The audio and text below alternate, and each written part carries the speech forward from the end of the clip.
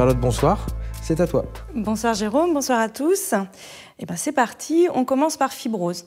Alors fibrose, un des grands challenges de notre spécialité, c'est d'amener les patients en soins plus précocement, puisqu'aujourd'hui, plus de 75% des patients sont diagnostiqués à un stade tardif. On a depuis 2020 des recommandations de différentes sociétés savantes, à la fois hépatogastro-entérologie ou même diabétologie, qui encouragent à un dépistage systématique de la fibrose hépatique chez les patients avec des facteurs de risque métaboliques englobant la consommation excessive d'alcool.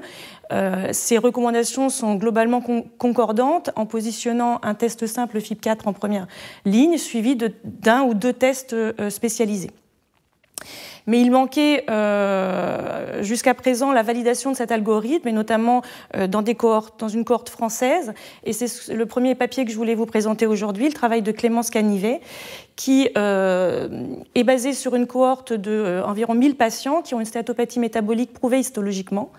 Ce travail montre que l'approche algorithmique permet d'améliorer la spécificité et la valeur prédictive positive à chaque étape par rapport à un test seul. Sur la figure, vous voyez que quand le score de FIB4 est faible, on a une population qui est majoritairement plus de 80% de patients avec une fibrose minime. De même, quand on a un test de seconde ligne, si le FIB4 est élevé, également une population de patients avec une fibrose modérée à minime. Mais si le score de FIB4 et le fibroscan sont élevés, on a des populations qui sont bien enrichies en fibrose avancée, et un troisième test de fibrose permet encore d'affiner l'évaluation de la fibrose. Et puis, dans une proportion minime de patients, on aura besoin de faire la biopsie parce qu'on sera dans la zone grise. Mais ce que ce travail montre bien, c'est que l'algorithme FIB4 puis fibroscan et test sanguin permet d'avoir une performance pour le diagnostic de fibrose avancée de 80%, avec un taux de biopsie hépatique qui devient minime 10%. Alors ça, c'est intéressant, mais c'est vrai que c'était dans des populations potentiellement de centres tertiaires, et c'était intéressant de savoir si on obtenait les mêmes résultats quand on partait de populations avec une prévalence de la condition bien inférieure, c'est-à-dire ce qui nous intéresse, le soin primaire ou les cliniques de diabétologie. Et ce travail rapporte également les résultats dans une cohorte de 230 patients issus de soins primaires ou diabétologie, qui, pour certains, ont eu une biopsie hépatique. Et on voit ici que 30% des patients doivent avoir un test de seconde ligne, le fibroscan, 15% un deuxième test spécialisé pour affiner l'évaluation de la fibrose, mais finalement, un nombre très minime de patients va avoir une biopsie hépatique, 3%. Et on retrouve globalement les mêmes chiffres. La valeur prédictive de cet algorithme, 75% pour le diagnostic de la fibrose avancée. Donc on peut se reposer sur cet algorithme pour faire le diagnostic précoce. Alors c'est vrai que cet algorithme il doit être utilisé principalement par les praticiens qui prennent en charge ces patients à risque, qui sont par définition plutôt les médecins de médecine générale ou les diabétologues, qui ne sont pas aujourd'hui complètement sensibilisés à l'utilisation de cet algorithme. Et c'est pour ça qu'il y a des interventions qui peuvent être mises en place pour aider ou accompagner ce diagnostic précoce. Et j'ai trouvé que ce travail était intéressant. L'idée, c'est de faire un calcul systématique d'un score de fibrose. Dans ce travail, c'est FIB4 ou APRI. Associé, si le score de fibrose initiale est élevé, à un message électronique à destination du praticien qui prend en charge le patient.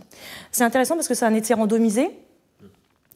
Groupe intervention, c'est le FIB4 est calculé systématiquement sur la base des bilans biologiques réalisés, puis un message électronique est adressé au praticien si le FIB4 est élevé, et le groupe témoin, c'est les soins habituels où rien n'est calculé systématiquement. C'est une cohorte intéressante puisqu'on part d'environ 1400 patients.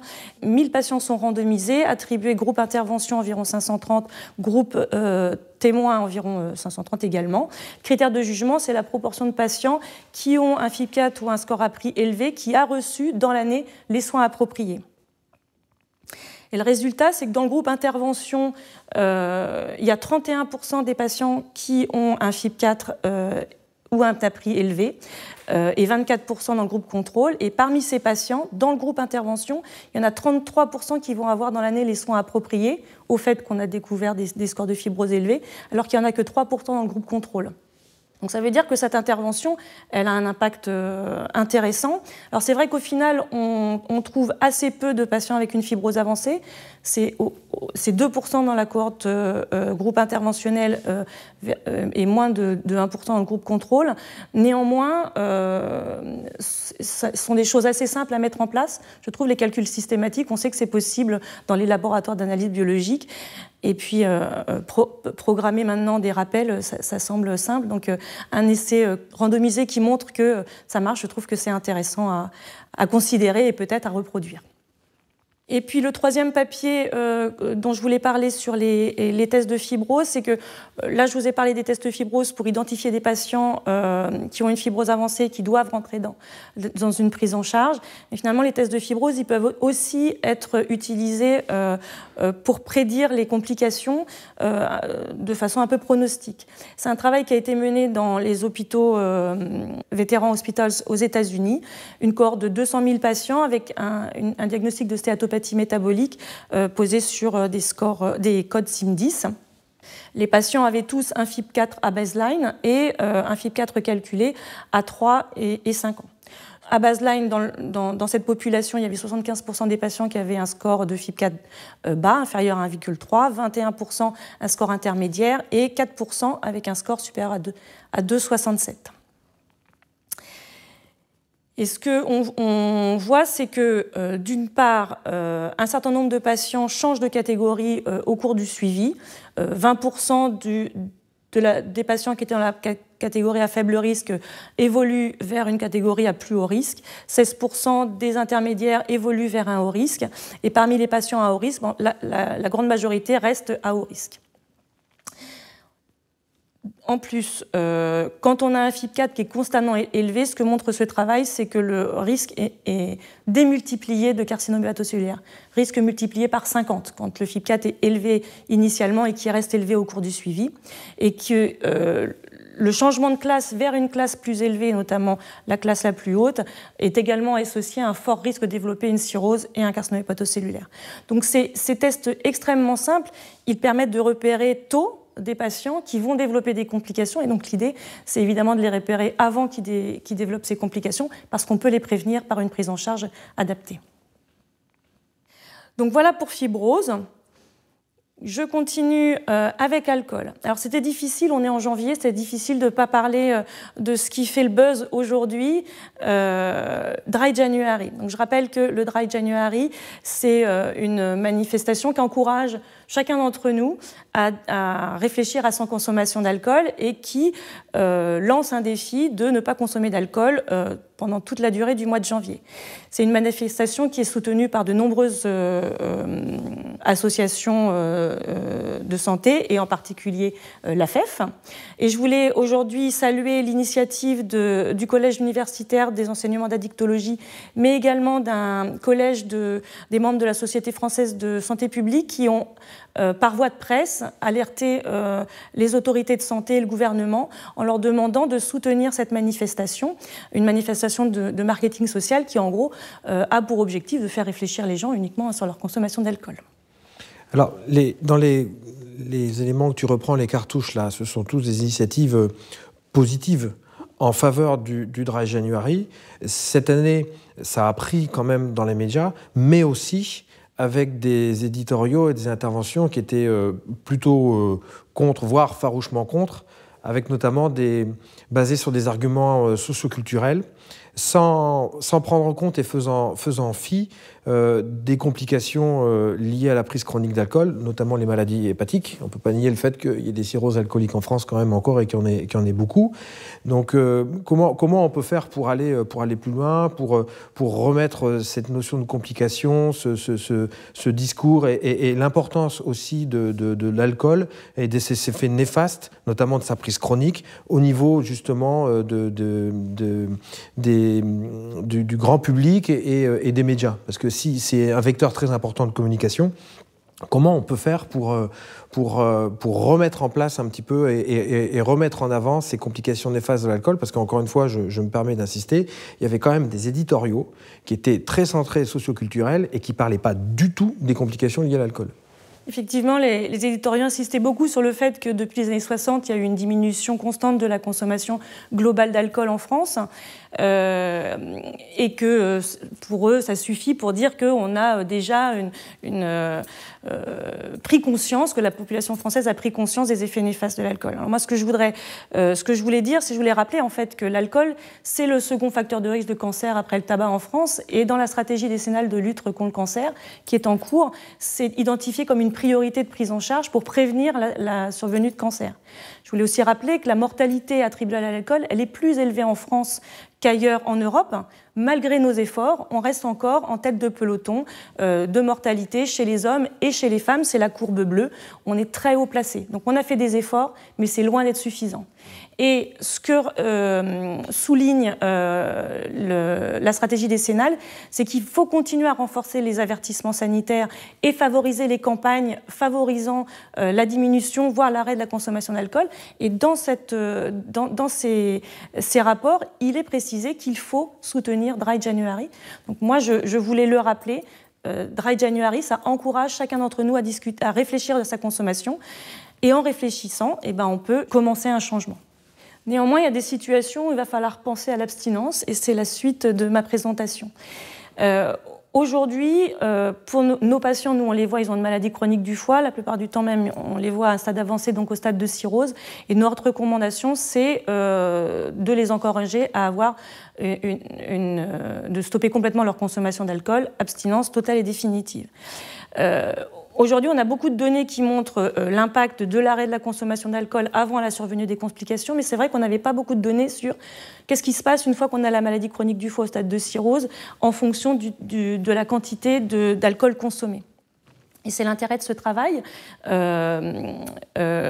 publié cette année, qui est une étude ancillaire de la cohorte cirrhale. Je rappelle, la cohorte cirrhale, c'est une cohorte de patients avec une cirrhose liée à l'alcool prouvée histologiquement. L'idée, c'est d'étudier l'histoire naturelle de cette maladie. 650 patients avec cirrhose liée à l'alcool, suivi prospectif de la consommation d'alcool, et on regarde les complications. Première chose, chez les patients qui étaient abstinents au moment de l'entrée dans l'étude, il y en a 30% qui reprennent une consommation d'alcool. Et ce qu'on retrouve, vous voyez là les courbes de survie globale, en fonction de la consommation d'alcool par semaine, en nombre de verres par semaine. Et moins on consomme de verres par semaine, meilleur est le pronostic. Et c'est la même chose quand on regarde les complications hépatiques. Donc ce travail réaffirme, et on peut le montrer aux patients aussi, que quand on a une cirrhose liée à l'alcool, l'objectif c'est vraiment l'abstinence totale et définitive, parce que aucune consommation d'alcool n'est sans risque dans cette situation-là en particulier. Et donc là, pas le choix. Pas le choix. Mais il faut accompagner les patients et après s'adapter à ce qu'ils peuvent faire. On peut aussi y aller pas à pas. Deuxième travail que je voulais détailler, c'est ce travail qui s'intéresse aux critères diagnostiques de l'hépatite liée à l'alcool.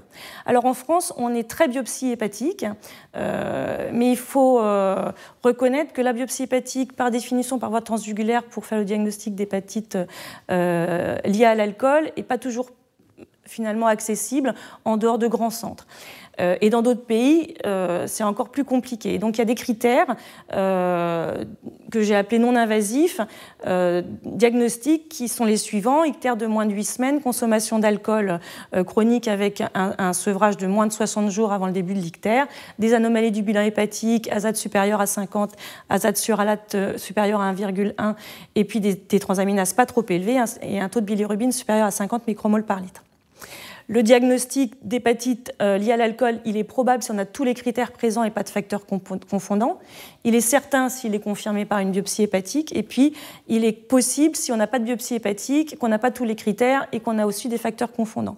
Ce qu'il faut savoir, c'est que les deux premiers, probables et certains, sont la population éligible à une corticothérapie.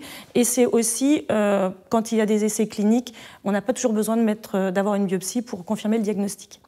L'idée de ce travail, c'est d'évaluer la performance diagnostique de ces critères non invasifs par rapport à la biopsie hépatique et d'explorer de nouveaux critères diagnostiques pour voir si on pouvait améliorer les existants. Donc ce travail a été fait sur une cohorte de 268 patients avec maladie chronique du foie liée à l'alcool et une biopsie hépatique. Premier élément, quand les patients remplissent les critères diagnostiques non invasifs, la performance diagnostique pour l'hépatite liée à l'alcool n'est que de 70%. Et donc ils ont ensuite cherché d'autres modèles pour essayer d'améliorer cette performance. Alors, il y a plusieurs modèles que je ne vais pas citer, mais le plus performant était celui-là, qui prend en compte le taux de bilirubine, à nouveau les transaminases azate et le ratio azate sur alate, la consommation d'alcool évidemment, et puis le taux de CRP. Et avec ce nouveau modèle, on avait une amélioration de la performance diagnostique à 78%. Ça reste néanmoins insuffisant, possiblement, d'autant que dans ce travail, il montre aussi que les patients qui avaient des critères tous négatifs, non invasifs, mais qui pourtant, au niveau de la biopsie, avaient des critères diagnostiques de l'hépatite alcoolique, avaient un pronostic bien moins bon. Donc, probablement quand même, la biopsie hépatique doit rester la référence dès qu'on peut. Mais un travail quand même intéressant. Très rapidement, je vais parler de cet essai de phase 2 parce qu'en fait, on a assez peu d'essais thérapeutiques dans la maladie du foie liée à l'alcool. Et donc, c'est un travail qui a été publié dans le Lancet Gastro-Hépato cette année. L'intérêt de la rifaximine. Donc, c'est une étude randomisée contrôlée en double aveugle qui a eu un petit peu de difficulté d'inclusion parce qu'on part d'une cohorte de près de 2000 patients et finalement, on randomise 136 patients en 2 groupes qui reçoivent la rifaximine ou le placebo. Et le résultat, c'est que les patients dans le groupe rifaximine semblaient avoir une progression de la fibrose dans une moindre proportion par rapport au groupe placebo. C'est le seul résultat qui est significatif. C'est une phase 2. Ça mérite d'être confirmé évidemment dans un essai multicentrique de phase 3, mais je trouvais que c'était intéressant de souligner qu'il y a quand même besoin de recherche dans cette thématique. Et puis, dernier travail concernant l'alcool, ce travail qui s'est intéressé aux causes de morbidité et mortalité non hépatique chez les patients qui ont une maladie du foie liée à l'alcool. C'est une revue systématique de la littérature et méta-analyse à partir de 37 études, 50 000 individus avec maladie du foie liée à l'alcool.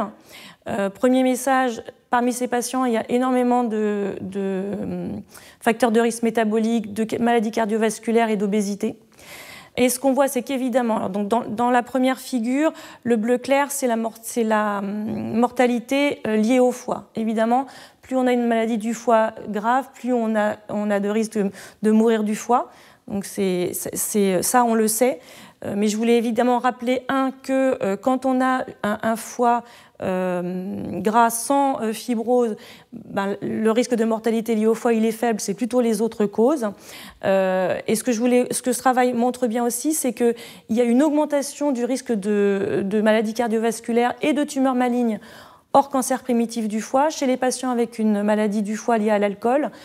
Un risque qui est plus élevé par rapport à des contrôles sans maladie chronique du foie liée à l'alcool et plus élevé par rapport aux patients qui ont juste, entre guillemets, un trouble de l'usage de l'alcool.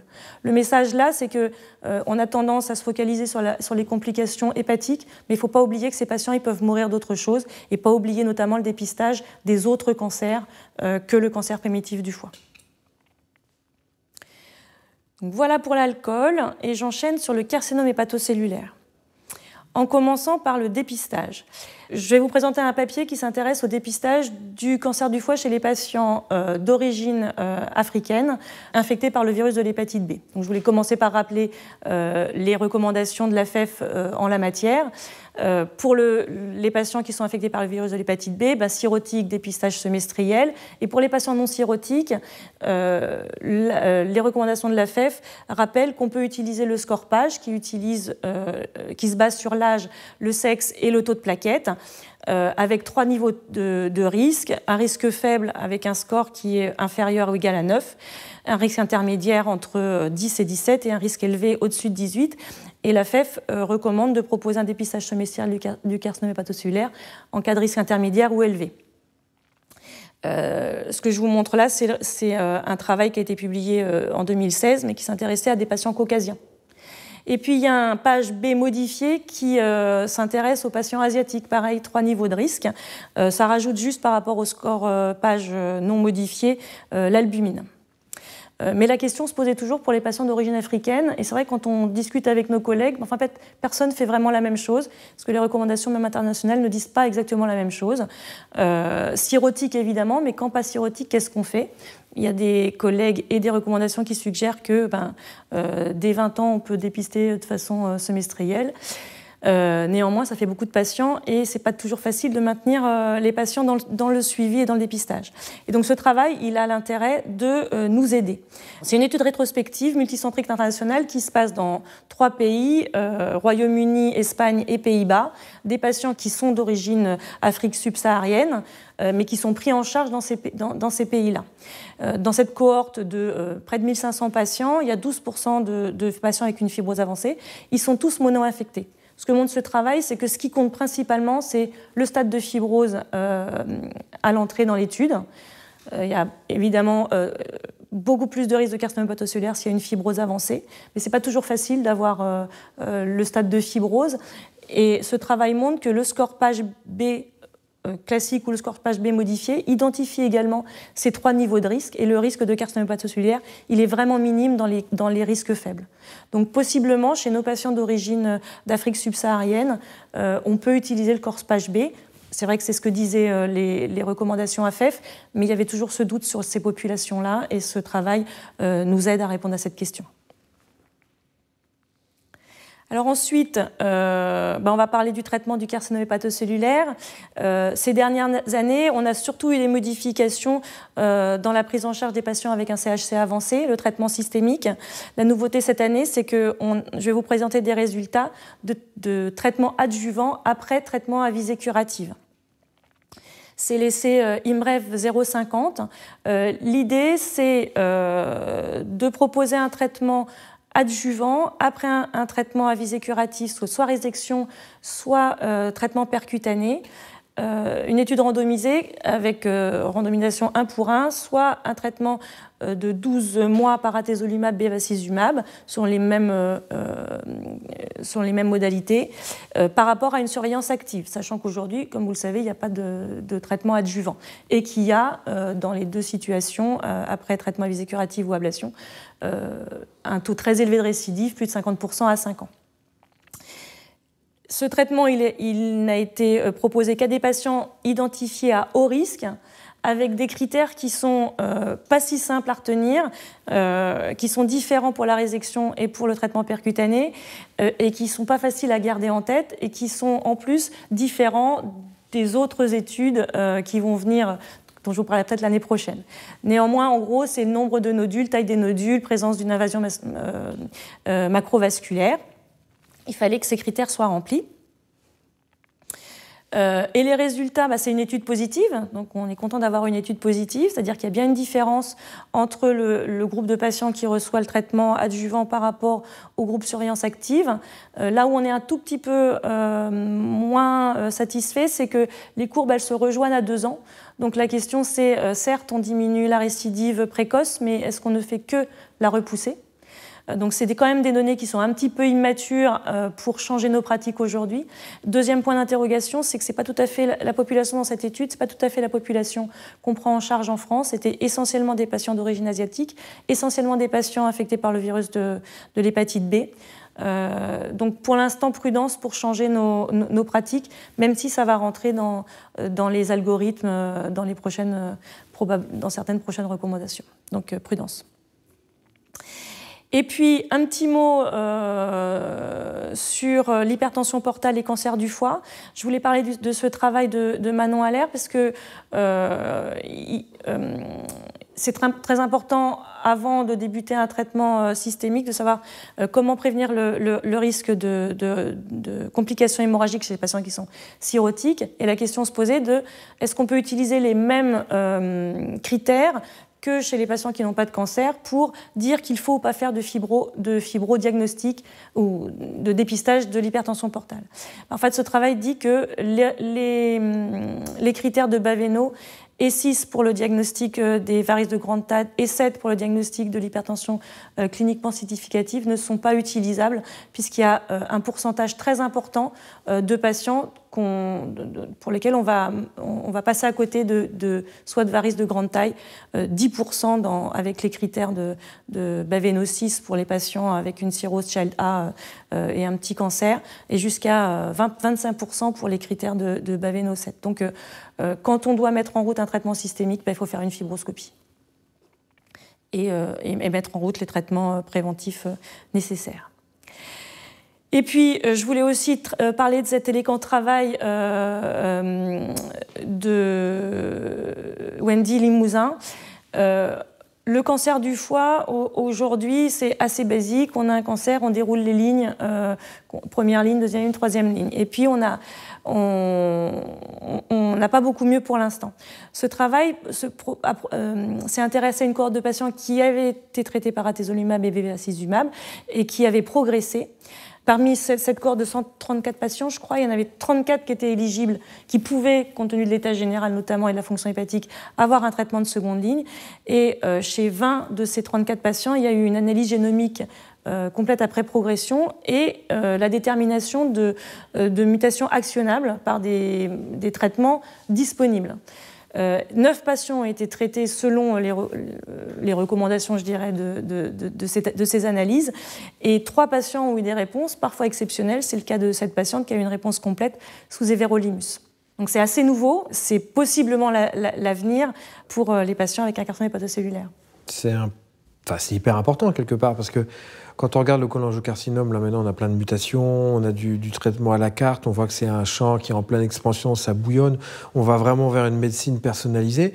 Le carcinome hépatocellulaire, c'était plutôt réputé beaucoup plus difficile, notamment avec les TKI, on avait beaucoup de mal à trouver des facteurs prédictifs de réponse au traitement pour savoir si ça allait marcher ou pas. Donc la médecine personnalisée, c'était compliqué. Donc là, ça veut dire que le dogme va évoluer alors.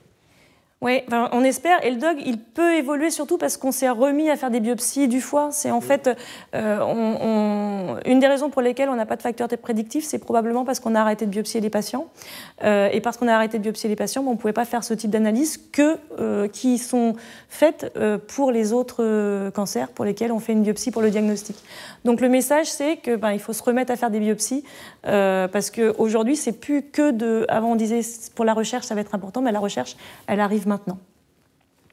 À des conséquences pratico-pratiques. Avec des conséquences pratico-pratiques. Alors, on espère qu'on aura aussi, grâce à l'augmentation des biopsies, des facteurs pronostiques pour attribuer les différentes lignes de traitement, parce qu'aujourd'hui, on les déroule les unes après les autres, et peut-être que bientôt, on pourra avoir un traitement plus personnalisé. Mais ce type d'analyse changera probablement également la prise en charge dans l'avenir. Et puis pour terminer, je voulais parler de cette étude qui comparait, c'est le premier essai contrôlé randomisé occidental qui testait la stratégie chimio-embolisation plus radiothérapie conformationnelle par rapport à la chimio-embolisation seule. C'est un essai qui a été difficile à mener puisque seuls 120 patients ont pu être inclus sur les 150 prévus. C'est une étude négative. Dans ce travail, il n'y avait pas d'augmentation de la PFS ni de la survie globale dans le groupe recevant la combinaison par rapport à la chimio-embolisation seule. En plus, il y avait plus d'effets indésirables dans le groupe traité par combinaison, mais je voulais quand même saluer ce travail parce qu'aujourd'hui, la radiothérapie a un tout petit peu de mal à trouver sa place et c'est important de faire ce type d'essai randomisé, contrôlé pour faire avancer nos connaissances. Voilà pour le best-of de cette année me concernant.